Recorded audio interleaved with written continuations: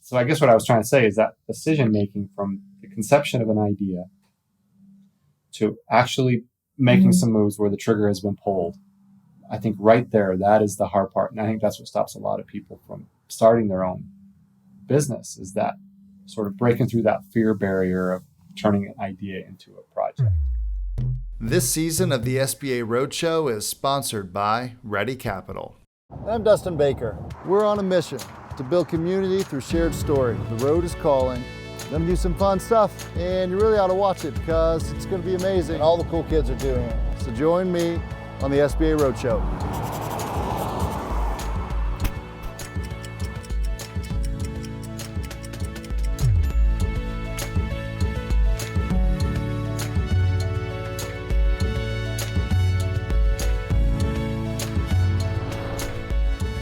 We're here in Salt Lake City today at Lone Pine Gear Exchange with husband and wife duo Katy and Ben. They own this shop and they're gonna tell us all about how they started it and how they've navigated the last year.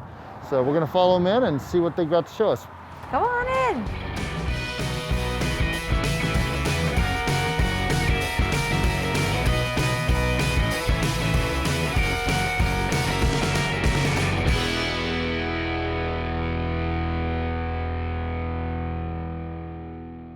Well, I think we can safely take these off without violating any local restrictions. Feels pretty good to take it off. Yeah, it always feels good to take it off. For over a year. So. We've been looking forward to it. Yeah. Can I just... Yeah, that's right. Can we burn them right here, just right in the center? We've got more masks. We've all got a dozen masks in every pocket. Actually, Yeah. I noticed you guys have these bespoke masks with a little leather logo on them. I might need to get one of those for the road. Mine, if I may, I'd like to show you my adaptation here, where I have a button on my hat. So rather than have my ears get worn out all day, that's it hangs on my hat. I'm pretty really smart. My ears, I feel like I'm going to have, because, we've had to ski with the masks on, which at the end of the day, if you pull it down a little bit, it just yanks right here. And so I feel like I'm going to have some calluses back here, like playing guitar or something like that, some ear calluses from I like to say shred it, don't spread it. Yeah, that's right. Well, it's been an interesting year, and you guys have navigated it really pretty expertly from what we've learned so far. But thank you for opening up your store. Thank you for kind of closing things off so we can have this conversation. It's already been a lot of fun. So I'm really looking forward to learning a little bit more about you guys' story and your journey together. So tell us just kind of who you guys are and just a little bit about your shop and kind of how you came to be in this place. Okay, go ahead. My name is Katy Jackson, and our store is Lone Pine Gear Exchange. We are an outdoor gear consignment shop that features a couple different business models, such as an in-house coffee shop and a gear repair department, and of course, ski tuning and bike tuning services. Spit that out. You did. I'm the lucky husband. My name's Ben. I guess I'd call myself the co-founder.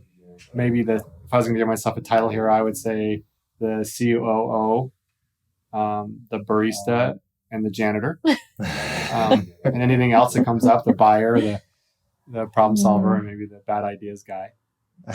So you could have a few bad ideas to get to the good one. His ideas are usually pretty good. Yeah. I would, if I may, I might label Katy as our CEO and our CFO, as well as probably the most charming person on the sales floor. Oh, that's pressure right there, but thank you. That's right. The bar's been raised, Katy. So, oh my gosh. Yeah. Yes. Thank you. Yes. You just described kind of the life of an entrepreneur. Like you get to wear all the hats, Indeed. Buttons or no, right? And so, so you guys, I think, when did you open the store? We opened January 17th, 2020. Okay. So we call it 7 weeks pre-COVID. Wow. We date it that way. So our doors were open for 7 weeks before we voluntarily decided to close the store, actually one day before Salt Lake County came out and said everyone needs to close the shop until we learn more about what's going to happen and how it's going to unfold. So did you fully close it? For how long was that? We fully closed our store from mid-March through mid-July. Wow. Yeah. Wow. Yeah.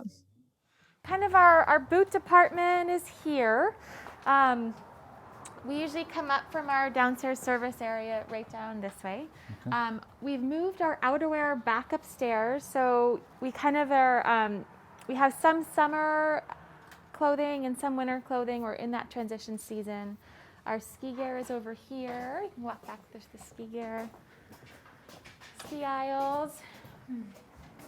And here again, like, this stuff just looks barely used.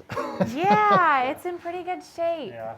We try to bring the best deals into the house for sure. I think it's worth saying that, this time of year, we're a little picked through, where we're kind of going Yeah. into our summer stuff. So what you're seeing now is a small representation of how maybe overfull this place will be full Yeah. of skis and Yeah. so we're a little picked through right now. How many pairs of skis do you guys sell in a year? So Katie's the numbers gal, So It's good to have a numbers person. I am a numbers gal.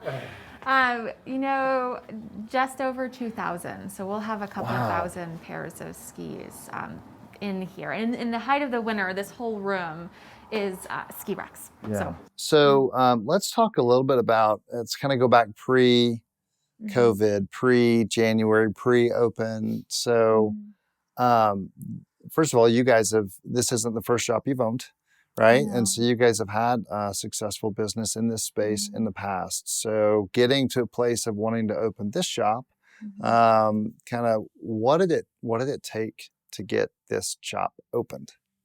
If I may, I think that one of the trickiest part about entrepreneurism is to filter through ideas, to come up with an idea and you have a light come on. That's a good idea. And to bounce it off yourself, your partner, your friends. And then say, okay, going to the next idea. This is a good idea. Oh my gosh, this is the best idea ever.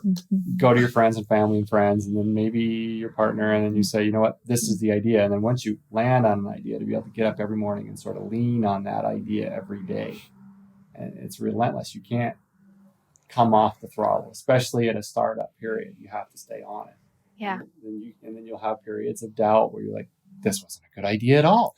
What were we thinking? Yeah. What were we thinking? But that doesn't mean you have to just keep leaning on it, and believing in it. You got to have that tether back to that moment where this is what I need to do. Yep. And yeah, boy, that's certainly reach a point of no return too. And so I guess what I was trying to say is that decision making from the conception of an idea to actually making some moves where the trigger has been pulled. I think right there, that is the hard part. And I think that's what stops a lot of people from starting their own business, is that sort of breaking through that fear barrier of turning an idea into a project. Like you see the avalanches yesterday coming down, like up from Alta, like there's these, and that's kind of like an idea it's going to build momentum.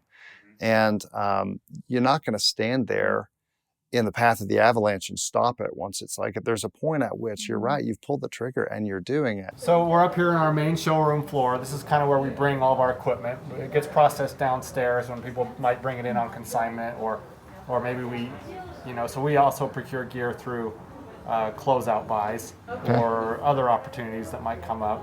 Yeah, we work really hard with our crew, our staff, to make sure that we're taking in gear that we want to keep out of the landfill and in circulation that has a lot of life left in it.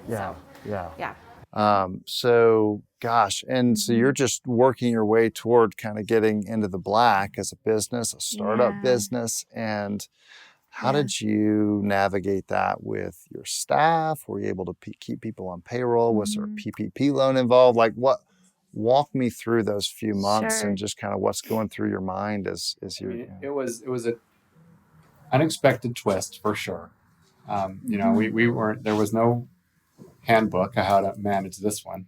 So, we kind of took it day by day. We did initially just close down, and we had our staff stay home for a few days initially. And then we started bringing in people, maybe one or two at a time, and that's when we started trying to develop our online sales, and we realized that we weren't going to be able to for a little while, and we had a pile of inventory here that we wanted to sell. It's not going to get any younger sitting around on the shelves.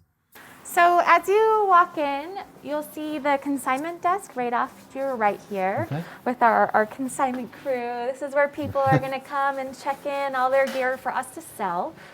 A big pivot we made when the pandemic started is we built our website. So it's pretty unique. We list all of our products. They're one-off products, but we're still able to list them on our website live time. So you'll see the photo booth back there. You guys found some opportunity, and we talked a little bit about this, but the online presence you mentioned. So how big of a part of your business is that now today in, March of 2021 versus where it was, say, in March of 2020? How much has that really shaped the way you guys do business? It had always been a goal of ours with our previous experience in running gear shops. It was always a goal of ours to be able to list one-off products online.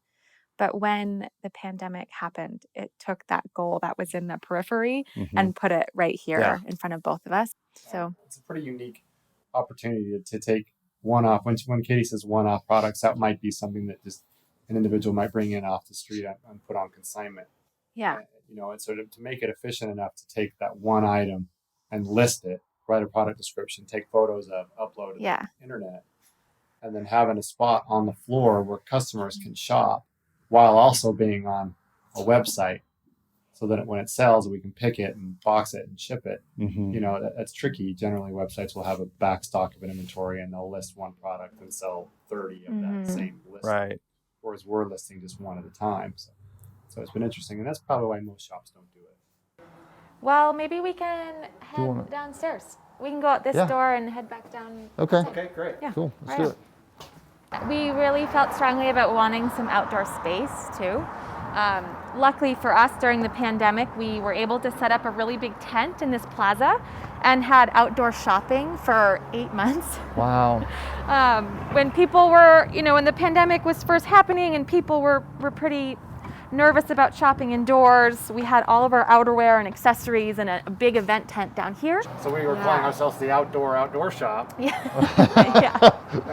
We were hauling everything out every morning and bringing it in every night, and well, that's a lot of extra effort. A lot of our staff. They're amazing. Of each other. Yeah. But it worked. Our staff stayed healthy, and we were able to operate through the winter without having to close, and so we felt really proud about that. So talk a little bit about what you did in sort of moving the store and all of your operations outside during the winter. That's a bit, that's tough. It was. We decided that we wanted to reopen. Our busy season was coming, and so we felt like we needed to get back into the game, and so we did that. We started offering products outside. It's kind of funny to say now as I think about it, but it worked really well, actually. And I think our customer base and our community appreciated the effort. They saw us being willing to put forth by, literally hauling our inventory outside every morning and making it available to shop. And we were even ringing people up outside. We had a credit card machine out there. And that's what we did. Over here is our gear repair department. That's Brielle. And she's your magician, correct? She's our magician, yeah. She's got a degree in technical fabric. And so There's a degree in technical fabric? Yes, I know. Wow. Absolutely. That's niche-y. Super cool. Say hi. Yeah, say hi. So with our sustainability focus, for us, we would love to offer the service for customers to repair a zipper or patch a hole rather than have them have to get a new piece of outerwear or tents or backpacks. So Brielle stays incredibly busy, and it's been a really fun addition to our shop. Well, actually, let's go back to the old business. Is this loan that you got to help start the business here? You got an SBA loan here at this store. Is that the first time you've done that in the past? Kind of talk about the process there and kind of how that helped you guys achieve the vision that you had for opening the store. CFO. No, that's right. This is the numbers. We've established who the numbers person is. Yeah, Ben, this question is not for you. I'm going to look right here. I'll let you know when you can zone back in. We've never had an SBA loan, so we ran our previous company for about 10 years. And when we started looking at equipment and machinery, that was something that stood out in our minds, that maybe this is something that's going to be easy to loan on because it's a machine, where inventory is really tricky to loan on, I think. So we've always had this bootstrap mentality. And so this was our first go around. We're like, let's see. And fortunately, we met Brian Clegg, who was a great resource and tremendously helpful, and guided us through the process. And it was pretty straightforward and simple. And now we have a beautiful Winter Steiger machine downstairs that we're that's a big part of your business too, that you guys are. Mm-hmm. So would it have been possible to bootstrap that, or was the SBA loan really a requirement for you guys to move in that direction?